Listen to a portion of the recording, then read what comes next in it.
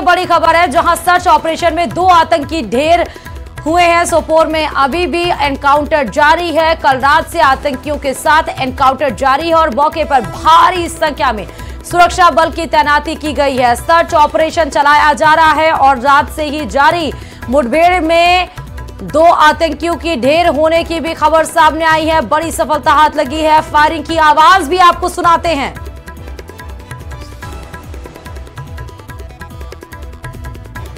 तो search operation पूरे इलाके में चलाया जा रहा है।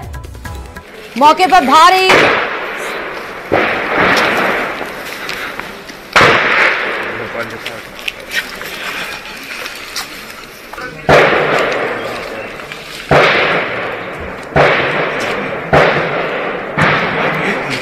तो ये फायरिंग की आवाज आप सुन रहे हैं। ये सोपोर से फायरिंग की आवाज सुनाई दे पड़ रही है, जहां पर सर्च ऑपरेशन चलाया जा रहा है। जगह जगह पर चप्पे चप्पे पर सुरक्षा बल तैनात किए गए हैं। सघन सर्च ऑपरेशन चलाया जा रहा है। पूरे हर जगह पर, पूरे रोड पर आप देखिए सेना के जवान मुस्तैदी से डटे हुए हैं। दूसरी बात, सर्च ऑपरेशन के साथ ही आतंकियों के साथ मुठभेड़ भी जारी है। रात से ये मुठभेड़ सेना और आतंकियों के बीच में है, जहां पर 2 आतंकियों को सेना ने ढेर भी कर दिया है।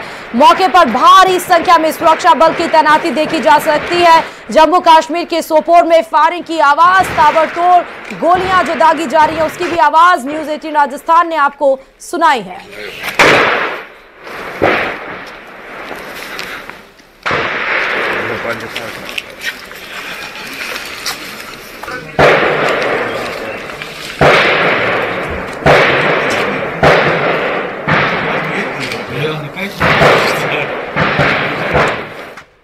और एक और बड़ी खबर इस वक्त की आपको बताते चले, जम्मू कश्मीर से जुड़ी हुई बड़ी खबर है। विधानसभा में आज फिर से हंगामा देखने को मिला। 370 की बहाली के प्रस्ताव पर विधानसभा में बवाल हुआ। 370 के विरोध में बीजेपी विधायकों का हल्ला बोल देखने को मिला। 370 को लेकर आपस में बीजेपी और नेशनल कॉन्फ्रेंस के विधायक भिड़ गए। मार्शल ने खुर्शीद शेख को सदन से बाहर निकाल दिया है। तस्वीरें आपको दिखा रहे हैं। 7 नवंबर को भी ये तस्वीरें निकल कर आई थी। सीट पर बेंच पे चढ़कर एक दूसरे के विधायक को मारते पीटते, नोचते घसीटते ये तस्वीरें आई थी। मार्शल ने कल बीजेपी विधायकों को बाहर किया था। आज मार्शल ने खुर्शीद शेख को सदन से बाहर निकाल दिया। जम्मू कश्मीर में 370 की बहाली को लेकर प्रस्ताव पर 3 दिन से जो विधानसभा का सत्र है वो हंगामे के भेंट चढ़ता हुआ नजर आ रहा है। बताते चले कि 2014 के बाद से 2024 में 10 साल के बाद जम्मू कश्मीर में 90 विधानसभा सीटों पर चुनाव हुआ। नेशनल कॉन्फ्रेंस और कांग्रेस की गठबंधन सरकार वहां पर जीती। उमर अब्दुल्ला एक बार बागडोर संभालते हुए नजर आए। विधानसभा सत्र में 370 को लेकर जहां पहले ही कवायद लगाई जा रही थी कि विधानसभा में जो भी जीतेगा या जो भी इस बार विधानसभा का चुनाव लड़ेगा, 370 को लेकर आपने देखा चुनाव प्रचार में भी ये मुद्दा सबसे जोरों पे था। और विधानसभा का सत्र जब शुरू हुआ तो उसमें भी 370 प्रस्ताव की बहाली को लेकर किस तरह 3 दिन से सत्र हंगामे के भेंट चढ़ रहा है। आज भी जब सत्र की शुरुआत हुई शांति के साथ, एक बार उम्मीद जताई जा रही थी कि 2 दिन के बाद आज सत्र तो सही ढंग से चलेगा, लेकिन ऐसा नहीं हुआ। 2 दिन से ज्यादा आज सुबह ही जैसे सत्र की कार्रवाई शुरू हुई, कार्रवाई में बीजेपी विधायक और नेशनल कॉन्फ्रेंस के विधायक भिड़ गए और आखिरकार मार्शल को वहां पर परिस्थिति संभालनी पड़ी और शेख को बाहर करना पड़ा।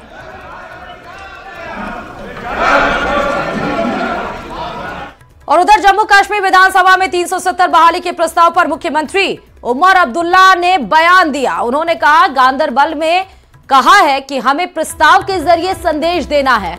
उन्होंने साफ किया कि हमें संदेश देना है कि 5 अगस्त 2019 को हमारे साथ जो कुछ भी हुआ वह स्वीकार्य नहीं है। सुनिए जरा उमर अब्दुल्ला ने क्या कुछ कहा। हम चाहते थे असेंबली से ऐसी आवाज आए जो मरकज को कल मजबूर करे हमसे बात करने के लिए, जो कल को मरकज नजरअंदाज ना कर सके। और वो आवाज आपकी कल असेंबली ने बुलंद करके वो रेजोल्यूशन पास करके दुनिया को बताया कि हम क्या चाहते हैं और क्या हासिल करके रहेंगे। तो चलिए अजमेर से बड़ी खबर इस बीच आपको बता रहे हैं। यूडीएच मंत्री जाबर सिंह खर्रा का बड़ा बयान आया है। धारा 370 बहाली प्रस्ताव को लेकर यूडीएच मंत्री जाबर सिंह खर्रा ने यह बयान दिया। उन्होंने कहा कि देश की सेना को दी गई है खुली छूट। जाबर सिंह खर्रा आम लोगों की हत्या, कहे कि आतंकवादी कर रहे हैं आम लोगों की हत्या मतलब अलगाववाद और आतंकवादियों का सफाया होगा। बड़ी खबर इस बीच में आपको बता रहे हैं। तो अब जिन लोगों को राष्ट्र से कोई मतलब नहीं है, मानवता से कोई मतलब नहीं है, वो निश्चित रूप से चाहते तो ये हैं कि हम तो पुलिस और पैरामिलिट्री फोर्स की सुरक्षा के घेरे में रहें और हमारे द्वारा उकसाए गए अलगाववादी आतंकवादी आम जनता की हत्या करते हैं। भारत सरकार इस बारे में पिछले कुछ दिनों से बहुत तेजी के साथ काम कर रही है। सेना को खुली छूट दी हुई है और ये तो हमेशा से हुआ है कि कभी कभी ऐसा लगता है कि दानवी शक्तियां प्रभावी हो रही हैं, लेकिन अंतिम विजय सदाचारी शक्तियों की।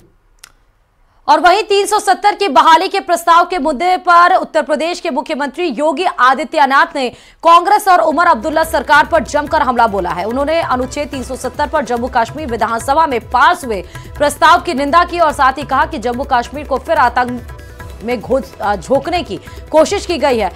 उन्होंने कांग्रेस और नेशनल कॉन्फ्रेंस को घेरा और कहा कि दोनों पार्टियों ने आतंक का वेयर हाउस बनाया है। सुनिए जरा योगी आदित्यनाथ ने क्या कुछ कहा। कांग्रेस और नेशनल कॉन्फ्रेंस की विघटनकारी विकृत मानसिकता को प्रदर्शित करता है। ये बताता है कि राष्ट्रीय एकता के साथ खिलवाड़ करके देश को फिर से आतंकवाद की भट्टी में झोंकना चाहते हैं। पूरा देश कांग्रेस के इस विघटनकारी प्रवृत्ति को देख रहा है और हम सब इसकी निंदा करते हैं और हम कांग्रेस के नेतृत्व को भी कहते हैं कि कांग्रेस के नेतृत्व को राष्ट्रीय सुरक्षा के साथ खिलवाड़ करने से बाज आना चाहिए। देश उन्हें स्वीकार करने को अब तैयार नहीं है, कतई तैयार नहीं है। धारा 370 जो समाप्त हो चुका है, जो इतिहास के गर्त में जा चुका है, जम्मू कश्मीर विधानसभा में पारित प्रस्ताव उस विघटन की बू को एक बार फिर से हम सबका ध्यान आकर्षित करता है। इन स्थितियों में हम कांग्रेस नेतृत्व को कहना चाहेंगे कि नेशनल कॉन्फ्रेंस और कांग्रेस मिलकर के जम्मू कश्मीर के अंदर जो कुछ कर रहा है, यह देश उसे कतई स्वीकार नहीं करेगा, किसी भी स्थिति में स्वीकार नहीं करेगा।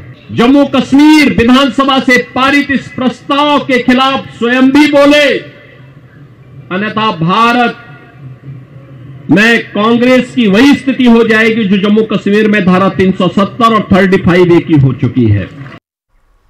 और इस वक्त की बड़ी खबर आपको बताते चलें कि अलीगढ़ मुस्लिम यूनिवर्सिटी पर सुप्रीम कोर्ट में फैसला पढ़ा जा रहा है। 4-3 के बहुमत से यह फैसला सुनाया जा रहा है। बताते चले कि अलीगढ़ मुस्लिम यूनिवर्सिटी को लेकर यह फैसला है कि अलीगढ़ मुस्लिम यूनिवर्सिटी के अल्पसंख्यक दर्जे पर सुप्रीम कोर्ट में सुनवाई चल रही और इस मामले पर सीजीआई समेत 4 जजों ने फैसला दिया है, जबकि 3 जजों ने इसको डिसेंट नोट दिया है। और इस मामले की सुनवाई करने वाली 7 सदस्यीय संविधान पीठ के उस वक्त में यही किया गया था, क्योंकि जिस तरह से दोनों पर असर इसलिए पड़ना था कि धार्मिक चीजें और एक तरह से खास तौर पर जो अल्पसंख्यक का दर्जा है, जैसे हिंदू की अगर बात करें तो बनारस हिंदू विश्वविद्यालय में उस वक्त में जो अमेंडमेंट हुआ था, हालांकि वहां से कोई बाद में उसका विरोध नहीं किया गया, लेकिन अलीगढ़ मुस्लिम यूनिवर्सिटी को लेकर बाद में काफी विरोध प्रदर्शन भी हुए, काफी जो बातें जो है उस वक्त में राजनीतिक प्रतिक्रियाएं भी उस वक्त में हुई।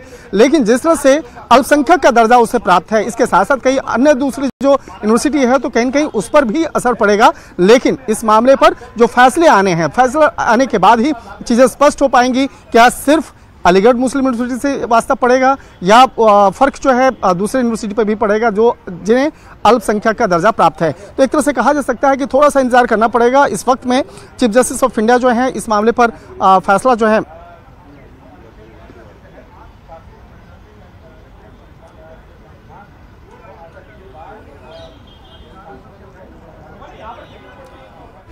तो अल्पसंख्यक दर्जे को लेकर सुप्रीम कोर्ट में अलीगढ़ मुस्लिम यूनिवर्सिटी पर फैसला सुनाया जा रहा है। 4-3 के बहुमत से यह फैसला सुनाया जा रहा है। बताते चले कि डीवाई चंद्रचूड़ का आखिरी कार्यकाल 10 नवंबर को, उसके पहले यह बड़ा फैसला हो सकता है कि आज करते हुए चले जाएं। इस मामले की सुनवाई करने वाली 7 सदस्यीय संविधान पीठ के अगवा चीफ जस्टिस डीवाई चंद्रचूड़ 10 नवंबर को सेवानिवृत्त हो रहे हैं और टेक्नोलॉजी के वर्किंग डे को लेकर यह माना जा रहा है। और यह भी बताते चले कि अलीगढ़ मुस्लिम यूनिवर्सिटी की स्थापना 1875 में हुई और अब अलीगढ़ मुस्लिम कॉलेज के रूप में ये जो फैसले हैं, इस फैसले के जो मायने हैं वो मायने बहुत ही अभी काफी जो है संवेदनशील हैं। और इस मामले पर जिस तरह से पहले भी केंद्र सरकार के द्वारा एक इस मामले पर जो पहले एक लिखित तौर पे जानकारी जो है कोर्ट को दी गई थी, इस मामले पर तुषार मेहता जो है वो सरकार की तरफ से पक्ष रख रहे थे और उनका कहना था कि आज अल्पसंख्यक का दर्जा मुस्लिम यूनिवर्सिटी के लिए ज़्यादा उपयुक्त नहीं है, क्योंकि अलीगढ़ मुस्लिम यूनिवर्सिटी जो है वो अब एक राष्ट्रीय स्तर की यूनिवर्सिटी बन चुकी है और वहाँ पे अल्पसंख्यक जैसी चीज़ें अब ऐसी रह नहीं गई है। या अगर दूसरी यूनिवर्सिटी की बात करें, जामिया मिलिया यूनिवर्सिटी जो कि देश की काफ़ी चर्चित यूनिवर्सिटी है, वहाँ की अगर बात करें तो जिस तरह से अल्पसंख्यक का जो एक दर्जा प्राप्त है, हालांकि पहले जिस तरह से अल्पसंख्यक के नाम पर वहाँ पर जो कुछ खास धर्म संप्रदाय के लोगों को ही वहाँ पर एडमिशन होता था या उसके नाम पर उसको तवज्जो मिलती थी या उसके रिजर्वेशन की जो व्यवस्था होती थी, तो उन तमाम मसलों को ही लेकर के सुप्रीम कोर्ट में याचिका दायर की गई थी, क्या अल्पसंख्यक का दर्जा इन्हें मिलना चाहिए या नहीं मिलना चाहिए। और जिस तरह से देखिए अभी इस मामले पर अभी तमाम जो कोर्ट की सुनवाई चल रही है और चीफ जस्टिस ऑफ इंडिया जो है इस मामले पर फैसला जो है वो अब सुना रहे हैं। और जिस तरह से इस मामले पर अभी चीफ जस्टिस ऑफ इंडिया ने अभी थोड़ी देर पहले ही कहा है कि धार्मिक समुदाय कोई संस्था स्थापित कर सकता है लेकिन कोई प्रशासन नहीं कर सकता है। इसके साथ ही संविधान के पहले और बाद के इरादे के बीच अंतर अनुच्छेद 30(1) को कमजोर करने के लिए नहीं किया जा सकता है। इसके साथ साथ उन्होंने ये भी कहा कि अनुच्छेद 30 को अनुच्छेद 30 जो है कमजोर हो जाएगा यदि वो केवल उन संस्थानों पर लागू होता है। यूनिवर्सिटी की स्थापना 1875 में सर सैयद अहमद खान द्वारा अलीगढ़ मुस्लिम कॉलेज के रूप में की गई थी, जिसका उद्देश्य था मुसलमानों के शैक्षिक उत्थान के लिए एक केंद्र स्थापित करना था। बाद में 1920 में इसे विश्वविद्यालय का दर्जा मिला और इसका नाम अलीगढ़ मुस्लिम विश्वविद्यालय रखा गया। AMU यानी अलीगढ़ मुस्लिम यूनिवर्सिटी अधिनियम 1920 में साल 1951 और 1965 में वे संशोधनों को मिली कानूनी चुनौतियों ने इस विवाद को जन्म दिया था।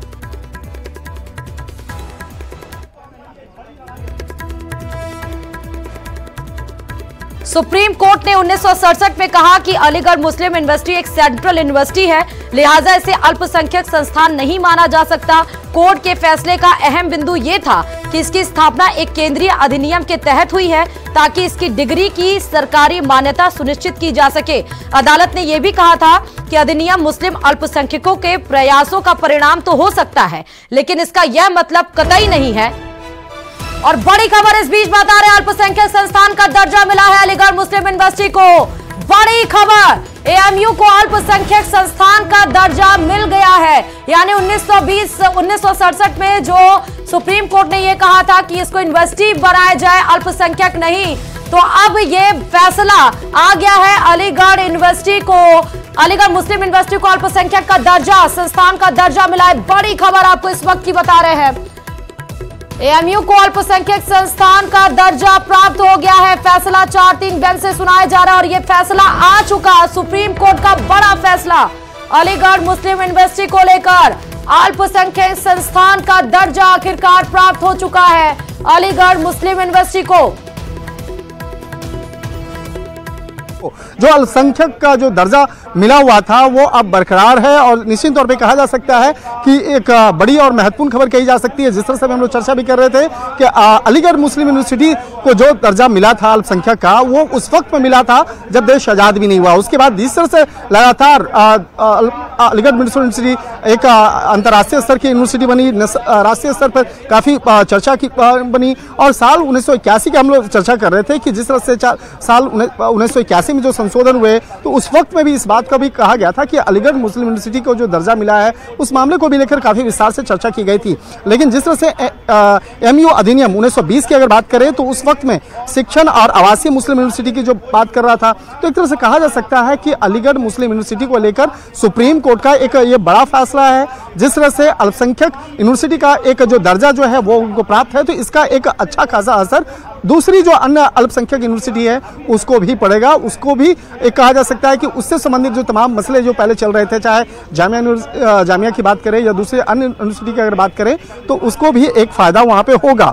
और जिस तरह से साल 1920 की अगर हम बात कर रहे थे, यूनिवर्सिटी में वो तब्दील हुआ था, और उस वक्त में जब ब्रिटिश काल था, ब्रिटिश काल के वक्त में ये तमाम जो फैसिलिटी मिली थी, तो एक तरह से कहा जा सकता है समय के मुताबिक जिस तरह से वक्त बदलता गया और समय के बदलता गया, लेकिन अल्पसंख्यक से जुड़े मसले पर जिस तरह से कोर्ट में इस मामले पर सुनवाई चल रही थी, तो सुप्रीम कोर्ट ने 1967 के 5 जजों के संविधान पीठ के फैसले को पलटा है और अजीज वासा मामले में लिया गया दृष्टिकोण और स्वीकृत किया गया। इसके साथ ही अजीज वासा मामले में दिए गए फैसले को खारिज किया जाता है और AMU के अल्पसंख्यक दर्जे पर फैसला करने का सवाल वर्तमान मामले में निर्धारित मानदंड के तहत किया जाता है। तो एक तरह से कहा जा सकता है कि जिस तरह से साल 1967 में 5 जजों के पीठ ने का जो फैसला था उसको सुप्रीम कोर्ट ने पलट दिया है और आज 7 जजों की जो संवैधानिक पीठ है उसके द्वारा एक बड़ा फैसला सुनाया गया, जिसमें कि 4 जज एक साथ और 3 जज जो हैं असहमति में थे।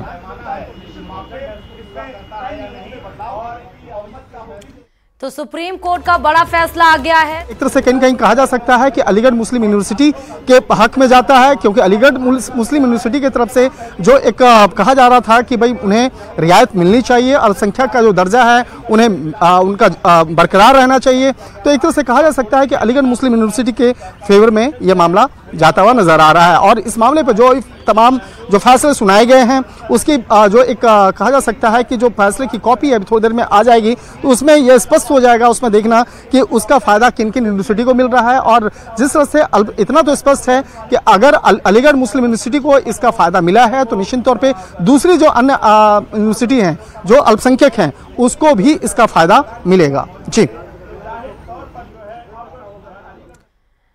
तो आप सुन रहे थे दिल्ली से संवाददाता आनंद शंकर को। उन्होंने साफ तौर पर कहा कि थोड़ी देर में वो लिस्ट आ जाएगी। अलीगढ़ मुस्लिम यूनिवर्सिटी को संविधान पीठ की तरफ से अल्पसंख्यक संस्थान का दर्जा प्राप्त हो चुका है और ये मसला काफी दिनों से चल रहा था, क्योंकि अलीगढ़ मुस्लिम यूनिवर्सिटी की स्थापना आजादी से जिस तरह से चीफ जस्टिस इस मामले में फैसला सुना रहे थे, तो इसमें जो 7 जजों में justice Sanjeev Khanna chief justice of India, इसके साथ justice JB Pardiwala, justice Manoj Mishra, इनका बहुमत था। ये 4 जो हैं एक मत में थे और ये चारों जो जज हैं इनमें 2 अगर जज की बात करें तो चीफ जस्टिस ऑफ इंडिया